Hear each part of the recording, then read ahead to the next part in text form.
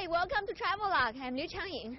Starting this week, we present you a series called Street Special. Yes, we're going to talk about the street.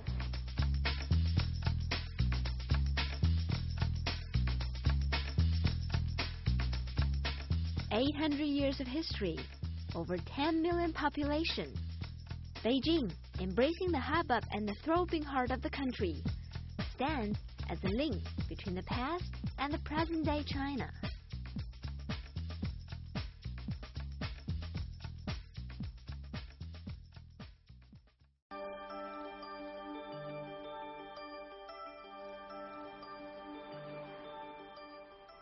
But to get the essence of the city, you need to get out of the car and savor the street scene on foot.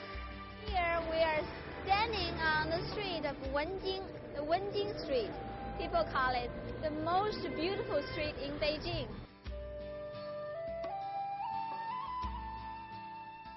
Wenjing Street lies to the northwest of the Forbidden City, the royal palace of the last two dynasties in China.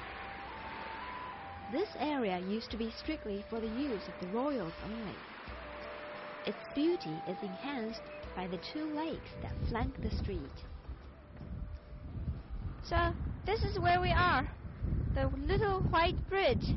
It's called Jinao Yudong Bridge. The old bridge was an arched one, so that the royal boat, 3 or 4 stories tall, can go right through beneath it on the royal lake. And that lake now is called Beihai, a park. When the country was transformed from monarchy to a republic, the street was revamped and expanded. The path of modernization also made a detour here. The street didn't run straight because it had to go around the old Tuancheng, or the Rang City, which was built on a small island on the lakes. This is probably the smallest city in the world. Tuancheng was part of the royal garden, and it's built like a castle on a hill. It used to serve as a great viewing area for the royal family. It's covered with dozens of cypress and pine trees, many of them hundreds of years old. Some even have their own official titles.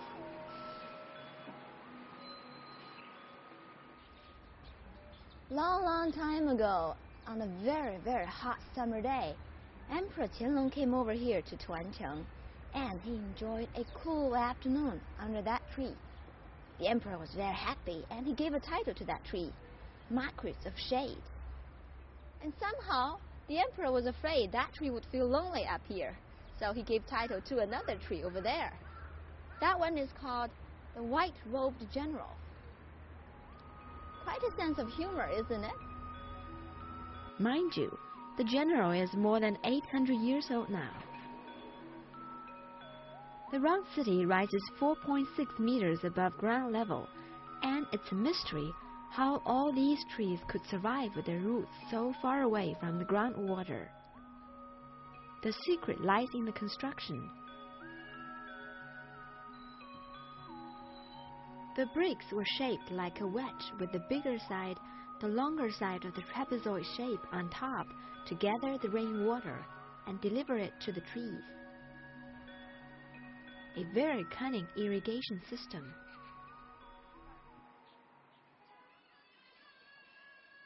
In the minds of all Chinese, the Beihai Park is closely associated with one song. Every student learns to sing this song, which lavishes loving tribute on the lake, the boats, and the white pagoda. It was a popular song of the 1950s and remains the musical expression of childhood innocence.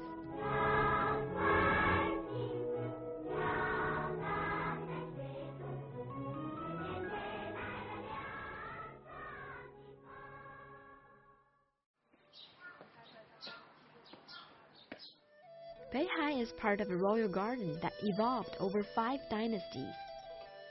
Here you can find many small exquisite gardens designed along the lines of the famous gardens in southern China. The royal garden is one of the few places that people who lived inside the royal palace were permitted to visit outside the Forbidden City. Wow! Flower tree made of jade. While you enjoy all the luxury here with the royal family, you have to follow strict rules. And once you are chosen inside here, there's no way that you will ever go out and meet your parents or go shopping no more. It's like a golden cage. You have to pay a price of your freedom.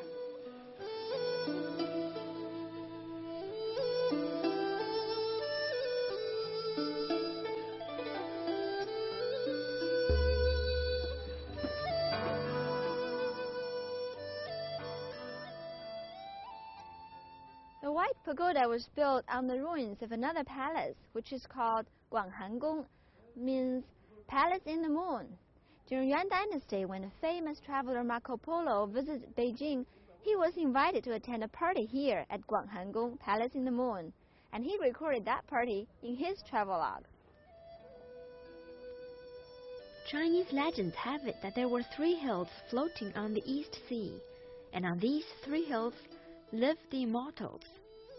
The Rang City, the Qionghua Island, and the Yingtai Island were created to represent that legend. Once you are on top of Qionghua Island, beside the White Pagoda, you get a bird's eye view of the area over the lake. The pagoda, which stands about 35 meters high, was originally built in 1651. Its architecture is in the style of the Tibetan Buddhists.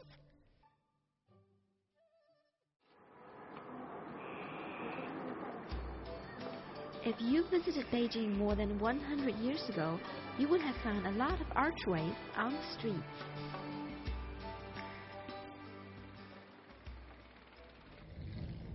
Isn't it strange this archway stand here all along alongside Forbidden City? Well, the answer is you need to look across the street. Actually, the archway serves as kind of a front door for that particular building across the street.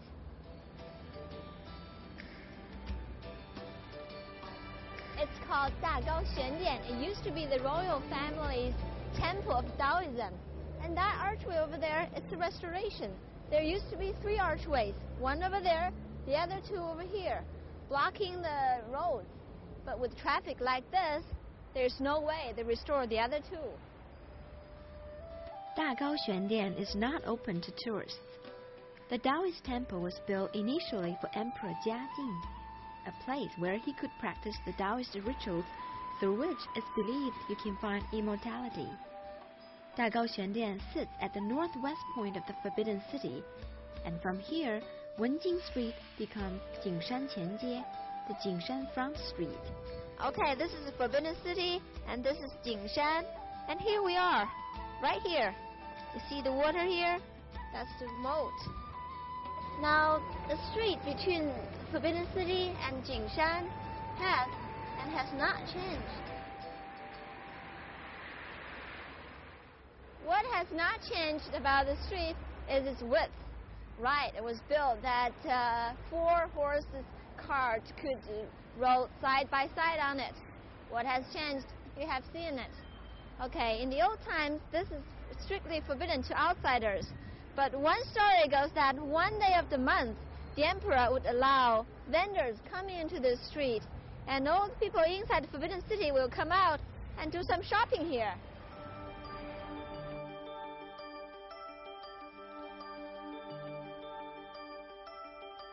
The street of Jingshan Qianjie runs between the Forbidden City and Jingshan, the highest hill in the urban quarter of Beijing. Jingshan Park was another royal recreation. It used to be linked with Beihai. So, as you can see, the emperors had both water and mountains in their backyard. Small mountain, huge reputation.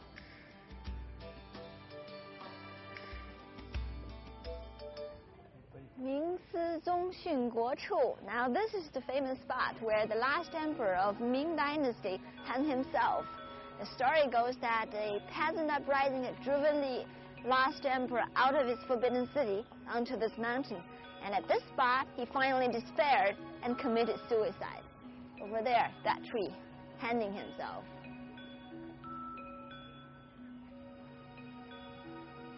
It's always bad luck to be the last one.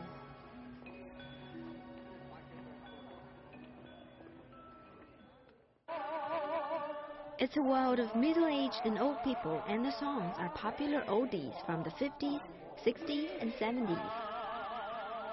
It's nostalgia time. But fair enough. Young people go to bars, discos, clubs, and their mums and dads and grandparents come here for some social life and fresh air.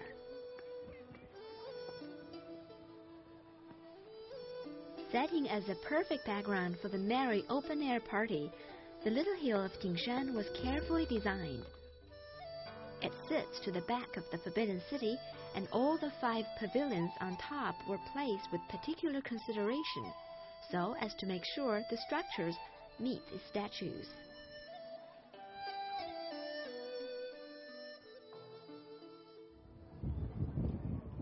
On top of Dingshan Mountain is the Wancheng Pavilion. Actually, this is the highest point on the north-south axis of Beijing. And from here, you got a bird's-eye view of Beijing, especially the Forbidden City, which is beautiful. Beautiful it is, especially at sunset. Seeing the Forbidden City so strictly planned along the central axis, I realized that the buildings and planning actually reflect the highly centralized ideology of the feudal society. The strict hierarchy takes concrete form here, and is represented, strangely, in a majestic way.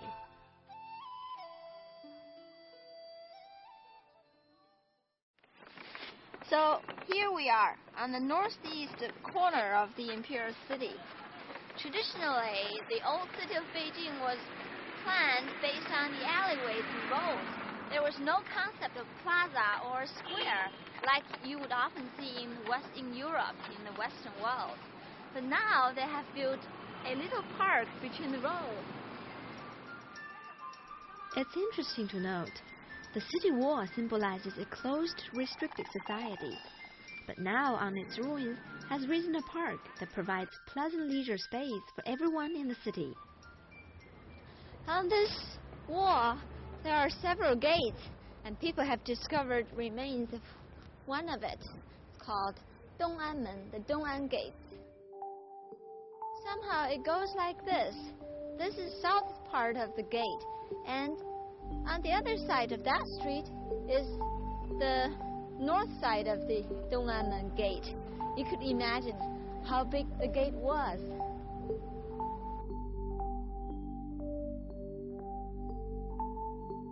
The wall of the imperial city was the outer protection of the Forbidden City. I wonder what it was like to enter the city on a horse, trotting down a wide street that was flanked with little eateries, the air full of the old-style cries for customers.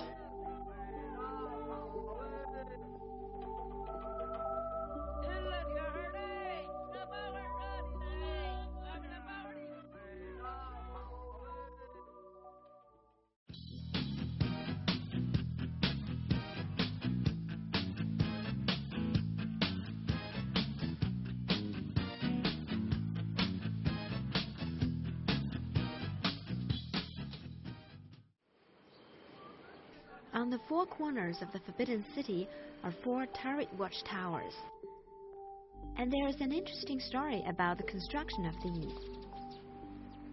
Apparently, the emperor ordered that the workers build 4 turrets, each with 9 beams, 18 pillars, and 72 roof ridges. The construction engineers of the day racked their brains, but couldn't figure out how to build such towers. Then one day, an old man brought them a gift of a cage of grasshoppers, and a smart worker saw that the cage was the perfect model for the towers, with 9 beams, 18 pillars, and 72 roof ridges. In every sense, the little streets along the moat at the foot of the Forbidden City's mighty walls are among the most picturesque of Beijing.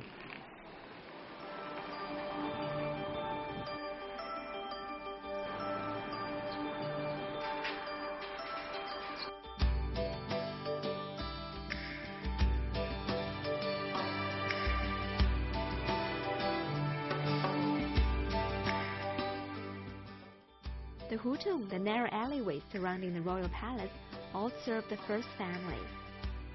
Today, the only sign of that function are the names that indicate that places in the hutung provided goods by appointment to the monarchy. Few people know the significance of this place. It's Huangshicheng, or the Royal Archive. 3 grand structures made of stone and bricks.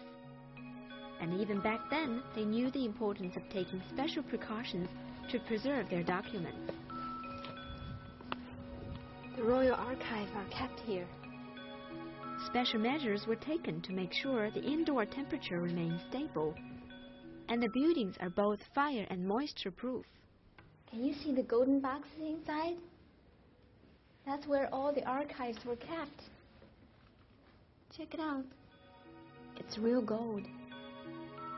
A total of 151 of them. But they're all empty now. All the real records are in the National Museum.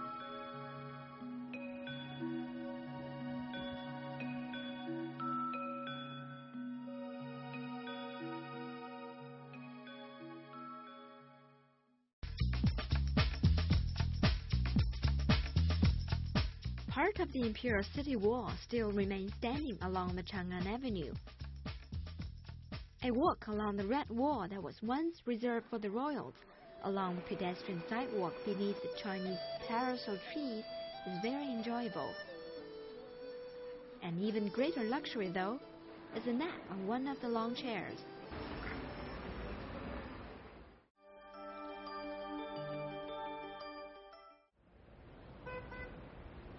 It's hard to imagine that this area used to be strictly forbidden only for the royal family. Now, remember our trip? We started with Beihai Park. Remember the White Pagoda? And we go all the way east. It's Jingshan Park and Forbidden City. And we are going to visit the Wusi Dajie, the Wusi Street, which testify to the most turbulent period in China's history. Wusi means May the 4th, and it is named for one of the most important developments in modern Chinese history, the May the 4th movement.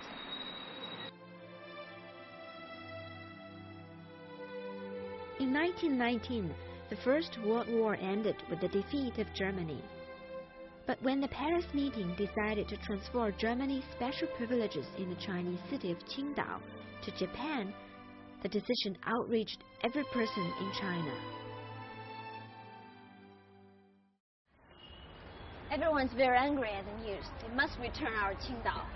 The students have had many secret sessions, and now we're going to Tiananmen Square to let people know what we think of it. It was the particular anger of a group of young students that triggered a nationwide movement involving large strikes and demonstrations. The ideals of the May 4th movement brought fresh air into a decaying society bogged down in feudal decadence. It heralded the awakening of a patriotism and nationalism that led to more stormy revolutions that eventually revamped the nation.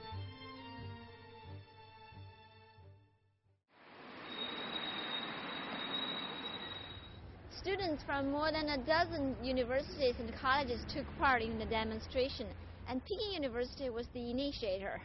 And this is probably the place where students from Peking University set up to start the grand movement. The Red Mansion is the old campus of Peking University. Its austere look only increases its prestige. It was not by coincidence that the students from Peking University initiated the demonstration. This school housed a number of distinguished intellectuals who wanted a new future for their country. They dreamed of building a new China to bring freedom to the Chinese people.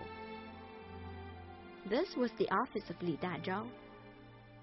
Li Dazhao, who was in charge of the library at Peking University, was one of the earliest Communist Party members. So was Chen Duxiu, the founder of the New Youth periodical that became the flagship of freedom and democracy. These men and many other now famous names were on the payroll here.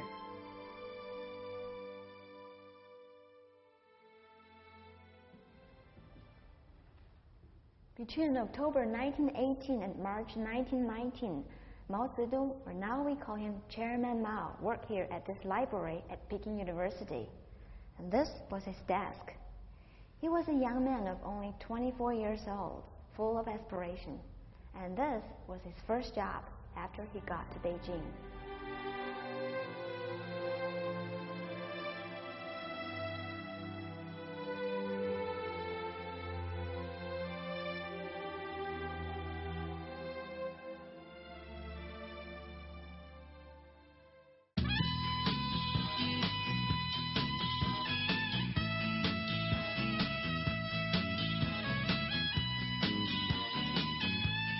On the easternmost point of the Wusi Street is the National Art Museum of China.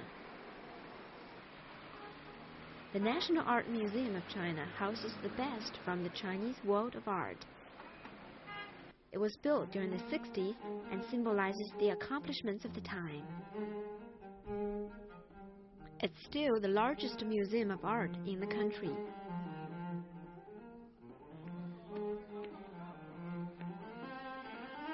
Now it displays mainly the works of contemporary Chinese artists. As a state gallery, it displays only the best from around the country.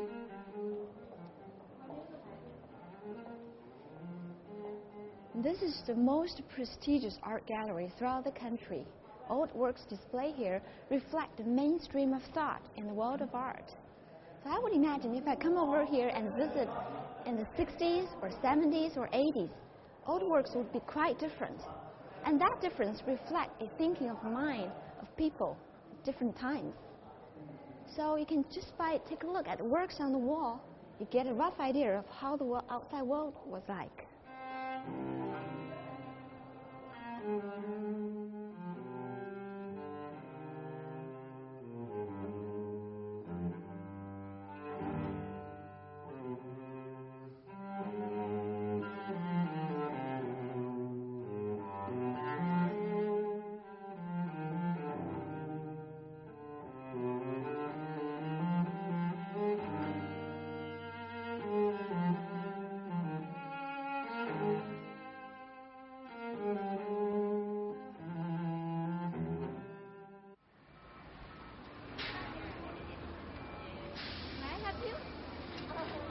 Where are you looking for?